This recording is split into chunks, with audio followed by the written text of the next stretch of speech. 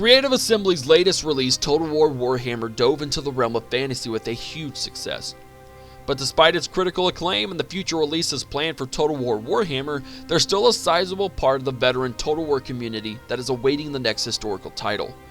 Creative Assembly has already confirmed they have a dedicated team in full production mode, but they have been steadfastly tight-lipped on the details. Many believed a return to the medieval titles was in order, or perhaps even Empire 2, but Creative Assembly squashed that in mid-November when brand director Rob Bartholomew told Eurogamer the team are working on an era they haven't tackled yet. With this in mind, there have been a lot of discussions and theories on just what era Creative Assembly is going to dive into next. There are several periods befitting a potential historical title, but before we get to where Total War could go, we need to rule out where Total War has already been. Set in the 15th to 17th century feudal Japan, Shogun 1 and 2 took us to the Sengoku period, a time when the shogunate was weak and family clans vied for control of the country. It represented a crucial part in Japan's history with political and economic unrest, not to mention near constant military conflict, the foundations on which Total War was made for. Shogun 2's Rise of the Samurai and Fall of the Samurai brought us into two more pivotal time periods in Japan. The rise of the samurai traveled in the past to the Genpei War in the late 12th century, when we see the ascent of the elite warrior class providing the mold that shapes the country of Japan for the original title. The standalone Fall of the Samurai takes place in the Bakumatsu era during the late 19th century, where Western influence pressured the modernization of the Japanese culture. This clash of culture and technology provided an excellent micro time period for Total War to cover, as it takes Japan beyond feuding family clans to countrywide feuding ideologies and traditions. And while there are certainly other significant eras in Japanese history, I believe it's safe to say that the most significant eras in the context of Total War have been thoroughly covered and relatively recently, and we will likely not be seeing a Japan-specific title anytime soon. Creative Assembly took on the medieval era with Medieval Total War and Medieval 2 Total War, putting the game in the late 11th century to the mid-15th. Much like Shogun and Shogun 2, both medieval games represented a time of constant political, social, and military conflict. But what truly escalated the medieval time period was religious conflict. There are a few points in history where religion played such a large role that it had the ability to affect all of the aforementioned fields. A single man, the Pope, now had the ability to control entire nations across entire continents using religion. Entire wars were fought solely on the basis of what people worshipped what god in what way. Religion was the driving power behind the medieval machine, and that showed in both medieval titles.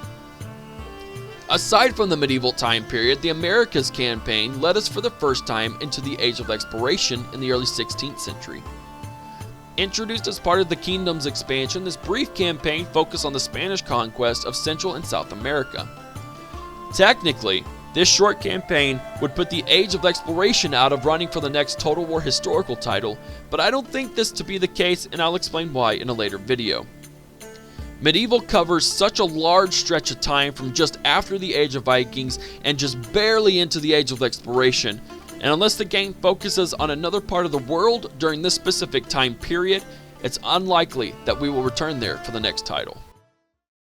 It was only a matter of time before Creative Assembly took on one of the most civilized and expansive empires the Western world had ever seen, the Roman Empire. Set in the Roman Republic into the early Roman Empire, Rome Total War and Total War Rome 2 brought us into the classical world with the fate of the world in our hands like never before.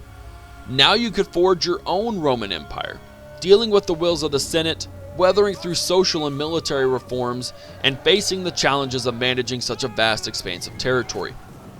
Or you could play on the reverse side of that, taking on the role of the barbarian, the Greek and the steppe warrior, bringing Rome to its knees and completely changing history forever.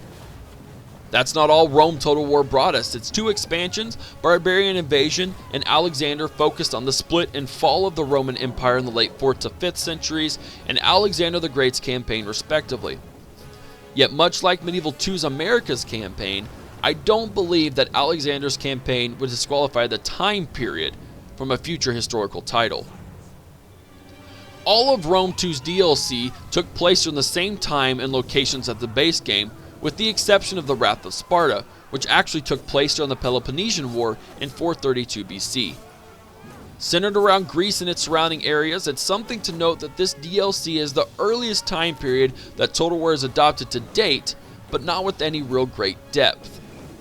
The Roman Republic and early Empire is an amazingly interesting time period with a very wide range of coverable topics and aspects. Between Rome Total War and Total War Rome 2 and their DLCs, there's not much of the classical period left uncovered, meaning this time period will definitely not be in the running for the next historical title. Total War's fifth installment, Empire Total War, set during the Age of Enlightenment in the 18th century, marks the rise of truly massive battles on land and sea fought primarily with gunpowder weapons.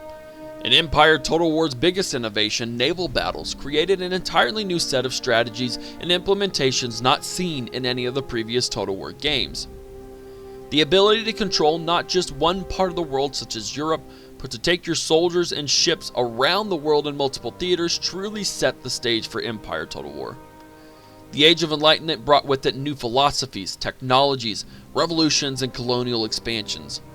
Total War's new technology development mechanic gave the player advantages over their enemies by utilizing advancements brought on by the Industrial Revolution, new weaponry and units, and ideologies that could topple empires. Empire Total War's expansion, Napoleon Total War, expanded on Empire's legacy following the famous General Napoleon Bonaparte's conquest, bringing the game into the early 19th century.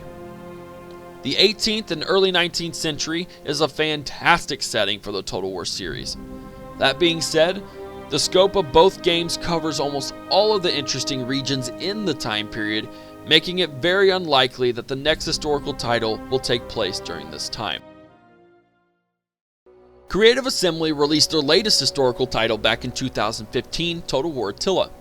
Beginning in 395 AD, it's a ripe time for the political, geographical, and military upheaval that Total War can thrive on. The almighty ever-reaching empire is divided and crumbling. Factions had to face an increasing amount of pressure from climate change, the effects of immigration, and the apparently never-ending hordes of the Huns.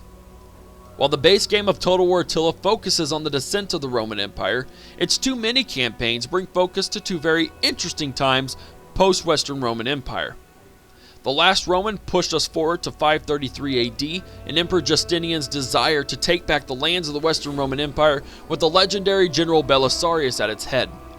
The second mini-campaign, the Age of Charlemagne, brought us even further to 768 AD, with the primary focus being on the Carolingian conquest. These two mini-campaigns helped to bridge the gap between Attila and the medieval period, and between the base game and its expansions, over 400 years of a very tumultuous time period in European history are definitely covered. And while there is at least one time period between Charlemagne and the medieval era that hasn't been officially covered, the period that Attila and its mini-campaigns encompass are quite exhaustive and will doubtlessly be seen in the next Total War title. In all, the various Total War titles cover over 23 centuries of history. They all meet a certain formula: the conflict of military power and tradition of a single broken country, the rise and fall of one of the largest and advanced empires in antiquity, the truly world-spanning massive land and sea battles of the age of gunpowder. Every game represented a gruesome union of military, social, and political upheaval. And that is what drives Total War and makes for a genre-defining strategy game. Yet all of that leads us to ask, what eras have Creative Assembly not touched yet? What parts of human history are left that have this explosive concoction of factors? I will try to answer these questions in this series, exploring what significant parts of history could be worthy of a historical Total War title and just how it might work out. As always, guys, I hope you've enjoyed the video. If you did enjoy it, give it a thumbs up. If you haven't already, hit that subscribe button. Be on the lookout in the coming weeks for our list of eras that I think we'll cover by Creative Assembly, and be sure to comment down below on what era you think they'll cover next. This is Havoc, and I'm out of here. Peace!